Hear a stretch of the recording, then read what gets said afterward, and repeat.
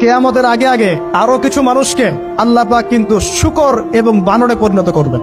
এই হাদিসটা কি জানেন? হাদিসটা শুনে রাখেন, এটা আখিরুজ জামান বা কিয়ামতের আলামত সংক্রান্ত হাদিসগুলোর মধ্যে পাবেন। আল্লাহর রাসূল সাল্লাল্লাহু আলাইহি ওয়াসাল্লাম বলেছেন, কিয়ামতের আগে আগে আমার উম্মতের মধ্যে, ভালো করে শোনেন, কিয়ামতের আগে আগে আমার উম্মতের মধ্যে একদল মানুষ বের হবে যারা মদ পানকে হালাল মনে করবে। কাকে?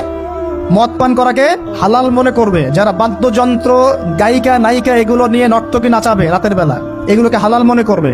যারা অশ্লীলতা, বেহায়াপনাকে জায়েজ করে নিবে, ঠিক আছে, এরকম কয়েকটা পাপের কথা বলে নবীজি বলছেন একদিন সকালবেলা আল্লাহ পাক তাদেরকে ঘৃণিত বানরে পরিণত করবে। এটা হবে সামনে, কখন কিভাবে হবে আল্লাহ ভালো জানেন। এবার আমি কনসেপ্টে চলে আসি। এই যে পৃথিবীতে নেমে আসলাম, তাহলে আমরা কোত্থেকে আসছি ভাই? আমরা কি পৃথিবীর অধিবাসী ছিলাম? আমরা জান্নাতে ছিলাম, ওখান থেকে আল্লাহ পাক পাঠিয়েছে। এবার পৃথিবীতে এসে আদম আলাইহিস সালামের যুগে খুব একটা দুর্ঘটনা ঘটে নাই, একটা ঘটেছে। কয়টা? একটা।